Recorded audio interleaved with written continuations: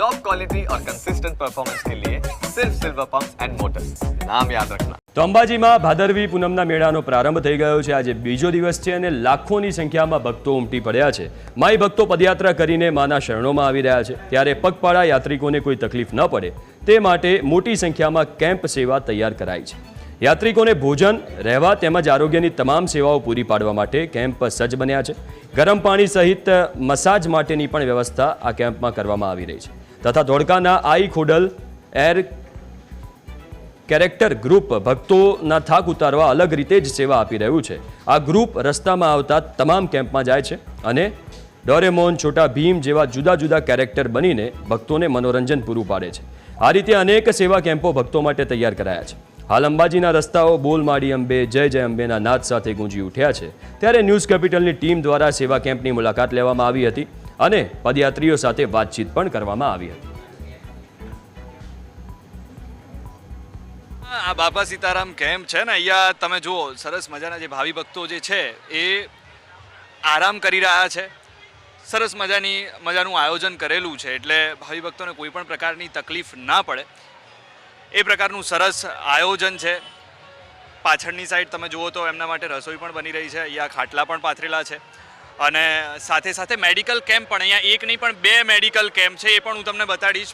એ બંને મેડિકલ કેમ્પમાં કોઈને કેમ કે ખુલ્લા પગે ચાલતા હોય અને એમને કોઈ તકલીફ થઈ હોય તો એમની પણ સેવા માટે મેડિકલ કેમ્પ પણ રાખેલા છે। બાબા સીતારામ સેવા કેમ્પના આયોજક આપણી સાથે છે, એમની સાથે વાત કરીએ અને આખો એ જે કેમ્પ છે એમની હું તમને મુલાકાત કરાવું છું। નામ છે તમારું?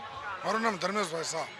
ધર્મેશભાઈ, કેટલા વર્ષથી આ કેમ્પની શરૂઆત? 24મું વર્ષ ચાલે છે। 24મું વર્ષ છે, ક્યાં વાત છે। અને 24 કલાક આવી રીતે સેવામાં આરામની, ગરમ પાણીની સગવડ, નાવા ધોવાની સગવડ, 24 કલાક જમવાનું, 24 કલાક ચા પાણી, 24 કલાક મેડિકલ કેમ્પ ને તેલ માલિશ, મસાજ આ રાજભોગ શેરો, ડ્રાયફ્રૂટ બુંદી, ક્યાં વાત છે।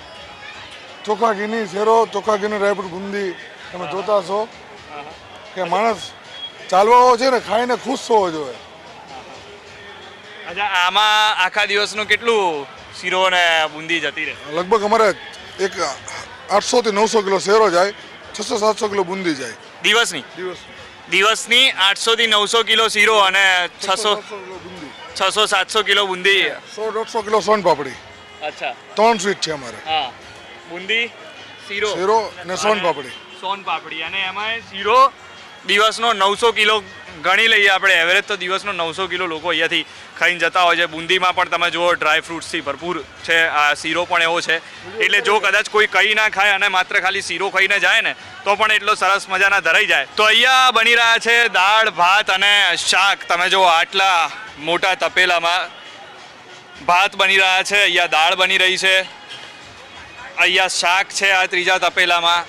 એટલે રોજે રોજ લગભગ 3 થી 4 હજાર માણસોનું બનતું હશે। એક તપેલું 3000 માણસનું છે। એક તપેલું 3000? હા, 1 કલાકમાં ખાલી થાય। હા, 1 કલાકમાં એક તપેલું ખાલી થઈ જાય અને આ એક તપેલું 3000 માણસનું છે। અને આવા કેટલા તપેલા ખાલી થાય? વારા પછી વારા લગભગ રોજના 10-12।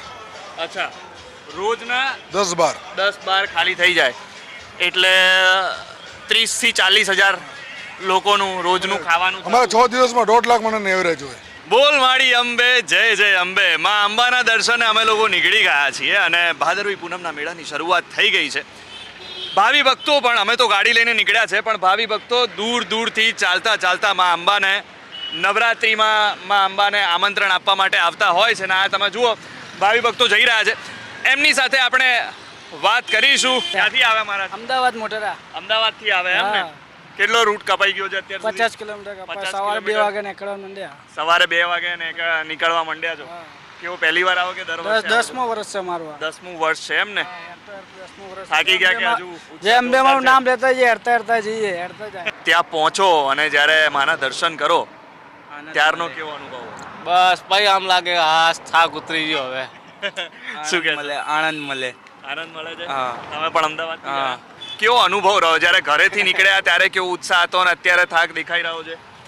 થાક તો હોગા ના આएंगे तो થાક તો હોગા ના, થાક તો થશે હે ને? હા। 12 પૂનમ જે ભરો, આ પૂનમ જે ભાદરવી પૂનમ ભરે હા, એની 12 પૂનમે ચાલતા ભરાઈ જાય, અચ્છા, એવું વરદાન આપ્યું રાજાને। તો આ પબ્લિક એટલે ચાલતી જાય.